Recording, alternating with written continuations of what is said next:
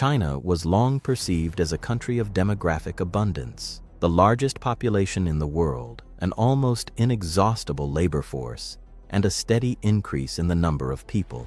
For decades, this picture appeared stable and nearly unchanging. But China's demographic reality has begun to shift. The country's population has reached its peak and entered a phase of decline. For the first time in many decades, the number of residents is no longer growing, but shrinking. This is not a short-term fluctuation, not a statistical anomaly, and not the result of a single unfavorable year. It is a sustained trend. The key indicator here is fertility. China's total fertility rate has already fallen well below the replacement level. For a population to remain stable, this figure must be around 2.1 children per woman. China today stands significantly below that threshold. This means that each new generation is smaller than the one before it. In demography, this functions almost like mathematics. If over a prolonged period, fewer people are born than are lost through mortality, population decline becomes inevitable. And when this process unfolds in a country of more than 1 billion people, even small shifts in demographic ratios translate into enormous absolute numbers. Each year, China loses millions of people in its net demographic balance. It is important to understand that this is not a dramatic collapse at a single moment. Demographic processes rarely resemble sudden crashes. They are more accurately described as slow but persistent movement in a particular direction. This is precisely the dynamic now observed in China. The country is entering a phase of demographic contraction. Fewer births, smaller younger generations. A gradual but systematic reduction in overall population size. At first glance, this may not seem particularly alarming. In a nation of more than 1 billion people, decline does not immediately appear as an urgent threat, but the number of people is only the surface of the process. What matters far more is something else, the structure of the population. And this is where a much more complex story begins. Population decline itself is not the most critical element of China's demographic trajectory.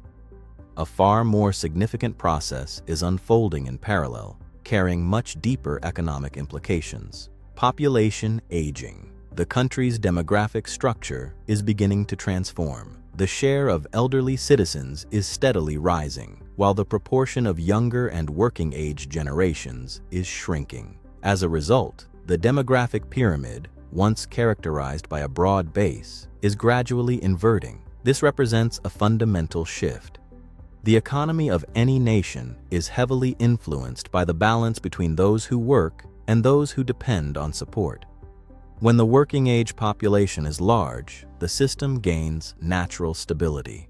More people drive production, pay taxes, and generate consumer demand.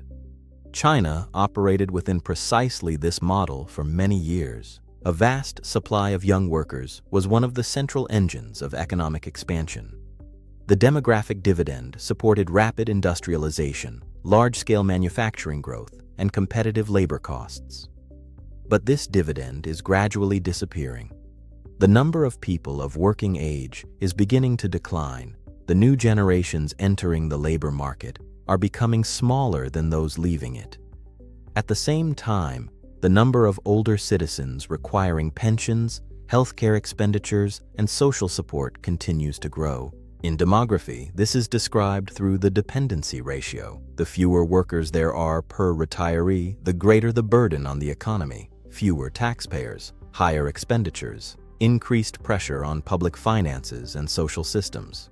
For China, this process carries particular significance. The country is aging faster than many other major economies did in the past. The transition from demographic growth to demographic aging is occurring within a relatively short historical period. This means the system must adapt much more rapidly, and this is where the core economic logic emerges. Fewer young workers do not simply imply a potential labor shortage. They also mean a shift in consumption patterns, changes in the labor market, and adjustments in the pace of economic growth. An older society spends differently, works differently, and invests differently. demography begins to directly influence the economic model. China is gradually moving from a country with an excess of labor resources to one where labor becomes an increasingly constrained factor. This is a structural transformation affecting nearly every sector, from industrial production to social welfare systems. And this is not a theoretical future scenario. It is a process already underway. To understand how China arrived at this demographic point, it is necessary to step back and examine the causes. Demographic shifts never occur by accident. They develop over many years under the combined influence of government policy, economic conditions, and individual behavior. China's situation is the result of precisely such a long-term interaction of factors. The first and most visible factor is the one-child policy. For decades, Chinese families operated under strict regulatory constraints. The objective of this policy was clear: to curb excessive population growth, reduce pressure on resources, and stabilize economic development. In the short term, the policy appeared effective. Fertility did indeed decline sharply, but demography has inertia. The effects of such policies emerge across generations. When fewer children are born over an extended period, 20 or 30 years later, this automatically results in fewer young adults, a smaller labor force base, and accelerated population aging. Even after restrictions were eased, fertility did not return to previous levels. This is where the second factor comes into play: urbanization. China has experienced one of the largest rural-to-urban migrations in history. Urban living reshapes demographic behavior in nearly every country. Higher housing costs, different work rhythms, smaller living spaces, and career priorities all contribute to a reduction in the average number of children per family. This is a universal pattern. The more urbanized a society becomes, the lower its fertility rate tends to be. In this respect, China is no exception. The third factor is the economy and the cost of living. Rising incomes do not necessarily lead to higher birth rates. In many cases, the opposite occurs. Higher living standards typically mean higher costs associated with raising children, education, healthcare, housing, and competition for social mobility. A child is increasingly perceived not as economic support for a family, but as a significant long-term financial commitment. In China, this effect is particularly visible in major cities. Intense competition in education, expensive real estate, and demanding work schedules create an environment in which decisions about having children are postponed or limited. The fourth factor involves social change. New generations operate under different priorities. Career development, personal freedom, lifestyle preferences, and financial stability exert growing influence over family decisions. This is a process observed across most developed and industrialized economies. Fertility declines not only because of policy or financial constraints. It declines because of shifts in individual behavior. As a result, all these factors begin to operate simultaneously. Government policy reduced the base of births. Urbanization transformed living structures. Economic growth increased the cost of raising children. Social transformation reshaped personal priorities. The demographic trend became systemic. And this is precisely why simple administrative measures no longer produce rapid results. Even with incentives, benefits, and eased restrictions, fertility rates in many countries rarely return to previous levels. China is entering the same reality. But this leads to a central question. Does this inevitably imply economic decline? Demographic contraction and population aging are often presented as a direct path to economic degradation. The logic appears straightforward. Fewer people mean fewer workers, lower production, and slower growth. But economic reality is more complex. The size of the labor force is an important factor, but not the only one. An economy is shaped not just by the number of workers, but by their productivity, the structure of production, and the level of technological development. The first major counterargument is automation. A shrinking working-age population creates strong incentives for accelerated technological adoption. Robots, automated systems, algorithms, and artificial intelligence increasingly compensate for labor shortages. Tasks that once required large numbers of workers are now performed by machines. China is actively moving in this direction. Investments in automation, industrial robotics, and digital systems are becoming not merely a matter of efficiency, but an economic necessity. In an environment of a shrinking labor force, technology turns into the primary tool for sustaining production. The second factor is labor productivity. Economic growth does not necessarily require an increase in the number of workers. If each worker generates more value, the overall size of the economy can continue to expand even under conditions of demographic stability or decline. This has already occurred in other countries. Japan, South Korea, and parts of Europe demonstrate that population aging may slow growth but does not automatically result in economic collapse. Systems adapt through technological progress, efficiency gains, and structural adjustments. The third factor is the transformation of the economic model. An economy built on cheap, large-scale labor inevitably becomes more vulnerable in conditions of demographic contraction. By contrast, an economy oriented toward technology, capital, and innovation is far less dependent on absolute population size. China is gradually shifting in precisely this direction, from an export-driven manufacturing model toward more complex sectors with higher value added. This transition is difficult and uneven, but strategically consistent with the country's changing demographic reality.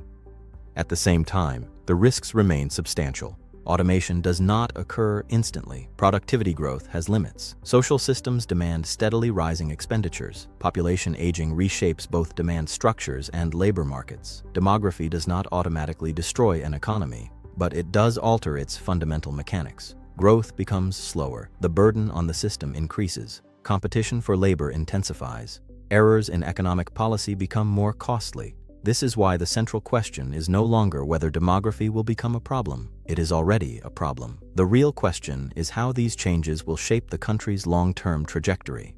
Demographic processes rarely trigger immediate crises. Their effects unfold gradually, yet they influence the most fundamental parameters of an economy. For this reason, the strategic consequences of population aging and decline are far more significant than short-term statistics. The first effect concerns the pace of economic growth. As the share of the working-age population decreases, the economy naturally loses one of its primary engines of expansion.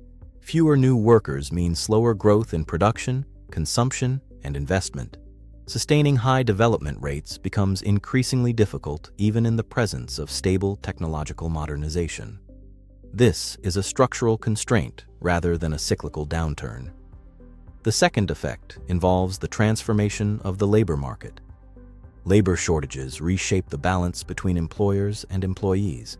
Wages rise, competition for skilled workers intensifies, and business costs increase. For an economy that long relied on scale and relatively inexpensive labor, this implies the erosion of part of its traditional competitive advantages. The model of the world's manufacturing hub becomes less stable. The third effect is pressure on social systems. Population aging automatically increases the burden on pensions, healthcare, and public expenditures. The share of people receiving benefits grows, while the proportion of those financing the system through taxation declines. This generates a long-term fiscal imbalance that requires either structural reforms or continuous resource reallocation. The fourth effect is a shift in consumption patterns. Younger and older generations produce different economic dynamics. An aging society typically spends less on real estate, durable consumer goods, and education, while the share of expenditures on healthcare and basic stability rises.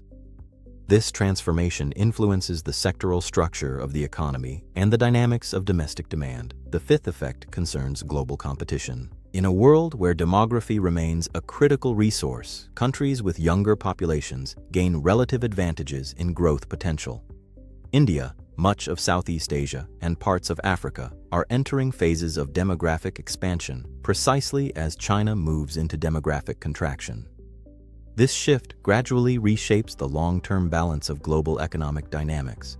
At the same time, it is important to understand the scale of these changes. Demographic shifts do not imply sudden collapse. They imply a different development trajectory, slower growth instead of expansion. greater reliance on productivity rather than sheer numbers, a higher cost of economic miscalculations. Demography does not determine the future with absolute certainty, but it does impose firm constraints on the range of possible outcomes. This is precisely why China's demographic transformation is not merely a domestic challenge. It is a factor with potential implications for the global economy, production networks, labor markets, and the long-term distribution of economic weight. Economic cycles can change rapidly. Demographic cycles are largely irreversible.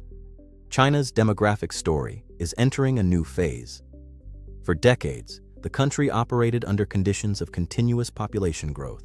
A vast supply of young workers supported economic expansion, industrialization, and large-scale increases in production capacity. Demography functioned as a natural accelerator of development. Today, this reality is changing. The population is steadily declining. Society is aging.